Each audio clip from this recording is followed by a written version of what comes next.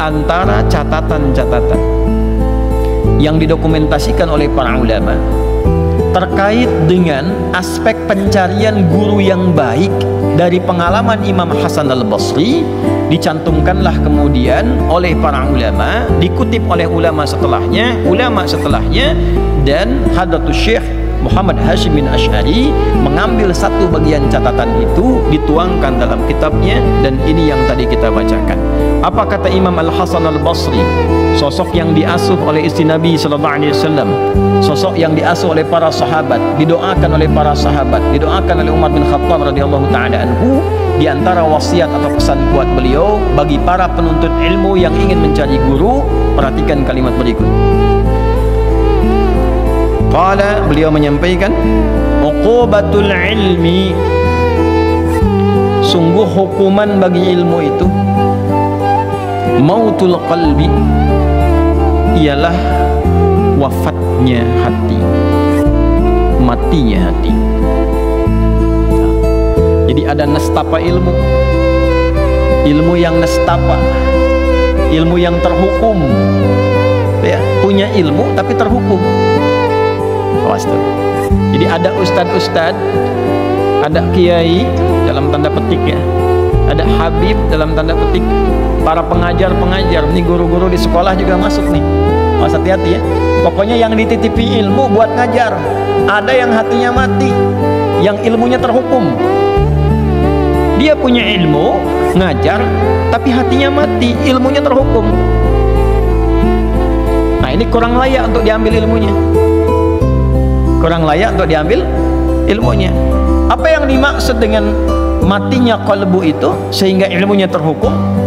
Faqila lahu ma mautul qalbi, maka dikatakan pada beliau, ditanyakan, apa yang dimaksud dengan matinya hati dari seorang pengajar ilmu itu? Qala, beliau menjawab, talabud dunya bi'amalil akhirah. Talabud dunya, yaitu kondisi hati yang menuntut dunia, bi'amalil akhirah, dengan menampakkan amalan akhirat. Yaitu munculnya ustad-ustad, guru-guru, para kiai dalam tanda petik ya. Saya kasih petikan itu karena nama ini sejatinya tidak layak dengan apa yang disampaikan dalam keterangan ini. Ya. Para ustad, para guru, para habib, para kiai, misal dalam tanda petik mautul qalbi, yang hatinya mati, ilmunya terhukum karena ternyata orientasi mengajarnya itu bukan mencari akhirat, menuntut dunia. Cuma yang ditampakkan amalan akhirat.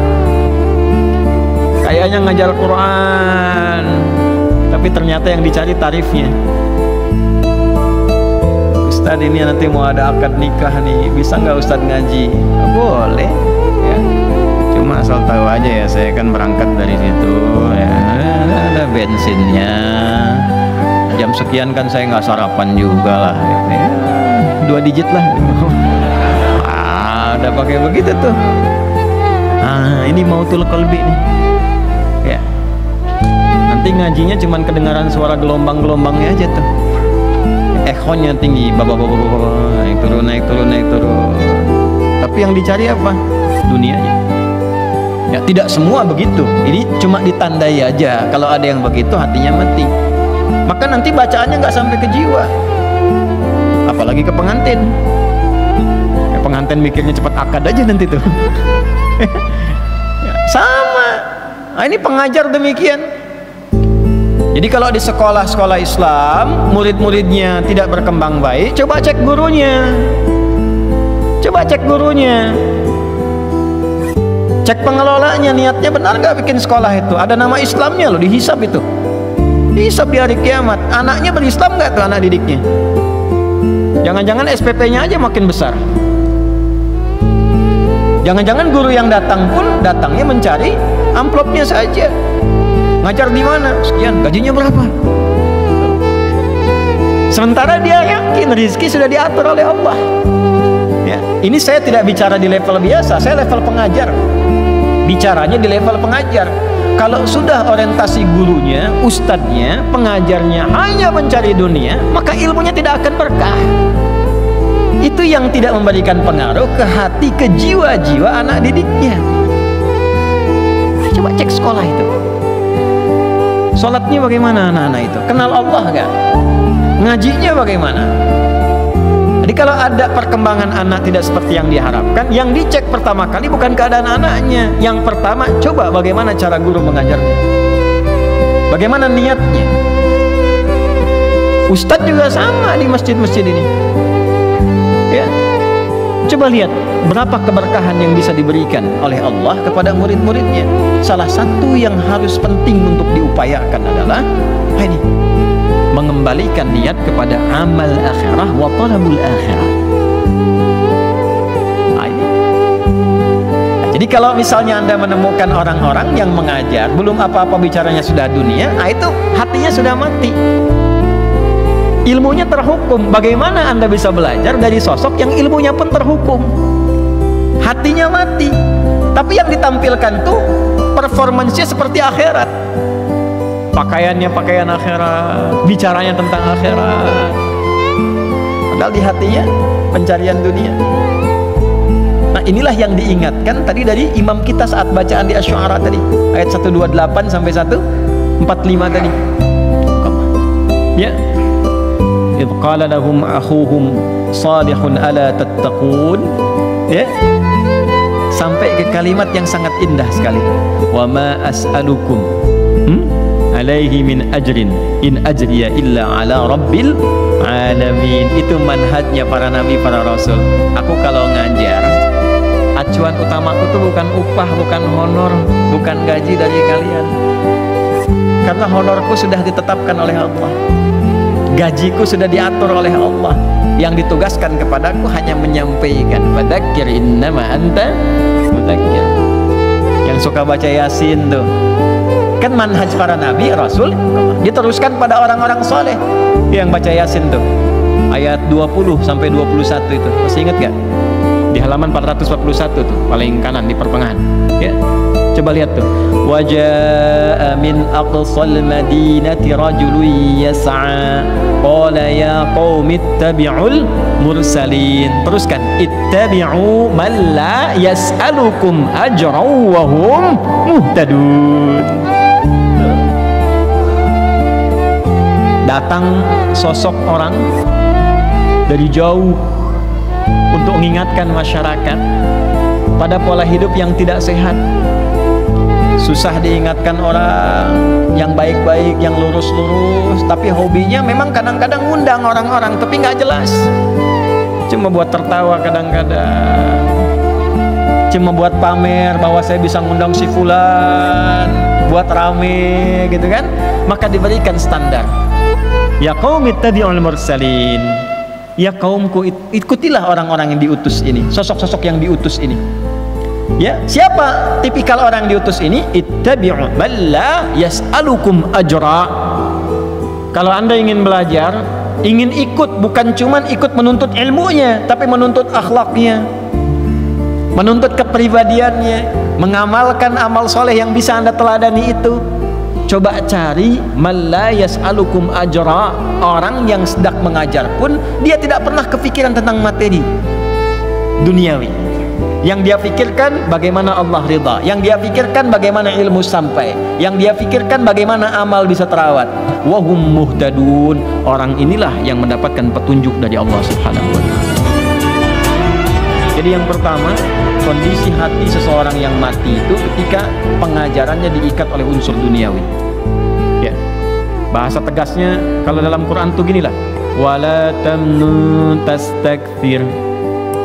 Jangan engkau berusaha memberi orang lain dengan pengajaranmu, dengan ilmu yang Allah titipkan padamu, dengan berharap kompensasi dunia yang dinilai olehmu lebih banyak. Tastakfir tuh minta lebih. Baru ngajar sekali udah minta naik gaji, kan? Gajinya berapa? Datang, baru masuk, Pak, saya ngajar kan anak-anak gampang pahamnya tuh. Kalau besok nggak naik gaji saya nggak mau saya ngajar lagi. Wala tamnun tastakthir.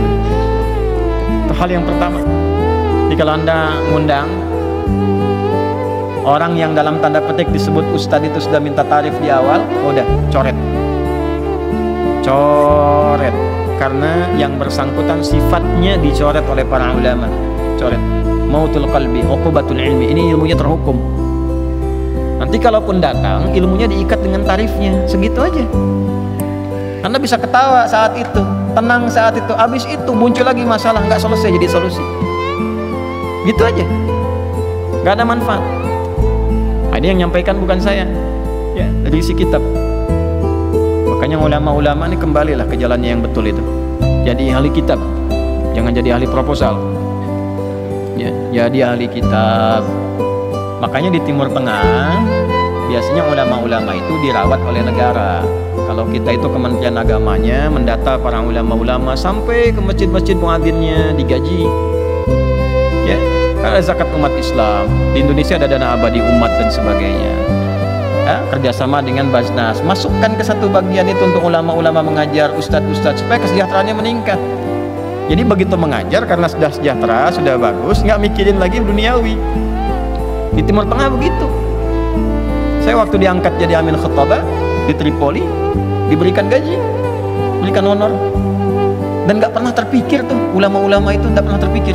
Makanya ustadz-ustadz, dai-dai yang datang dari luar, ada biasa yang dari Mesir, Al-Azhar datang mengajar ke sini, beberapa dari syekh-syekh itu suka bingung di Indonesia, ya karena habis ngajar diamplopin, malah bingung. Nah kadang-kadang kebingungan itu jadi musibah. Karena setan ikut di amplop itu. Begitu ngajar tempat lain nggak ada amplop, setan masuk. Sini nggak ada amplopnya. Nah, ini yang bahaya. Jelas? Paham? Nah, yang kedua sebagai bagian dari akhir penutup adalah thalabul jah, mencari popularitas. Nah, ini diingatkan di dalam surah yang sangat disukai dan jadi favorit Nabi sallallahu alaihi wasallam. Fadzakir innama anta mudzakir lasta alaihim bimusaitir. Di surah Al-Ghasyiyah pasangan Al-A'la biasa dibacakan dalam subuhnya Nabi sallallahu alaihi wasallam selain surat-surat yang beliau biasa baca di lainnya. Ya, salah satunya ini Al-Ghasyiyah. Nabi selalu mengingatkan dirinya dengan surat ini. Muhammad, ingatkan orang. Tugasmu hanya untuk mengingatkan, bukan menguasai orang lain. Bukan memonopoli sesuatu. Ustadz juga sama, Nabi aja diingatkan apalagi ustadz. Adik, tugasmu hanya menyampaikan, bukan monopoli jamaah, memaksa jamaah. Jangan ngaji sama orang ya. Itu sama siapa Ustaz? Sama jin. Oh enggak, ngajinya di sini aja. Enggak boleh. Silahkan lepaskan. Ya. Maka bagaimana cirinya supaya ilmu berkah, supaya muridnya juga berkah? Dari guru tadi yang disampaikan kita ikuti, kita cari dengan baik, lalu sambil mencari itu kita pun perbaiki diri. Jangan sampai gurunya sudah baik, muridnya yang tidak baik.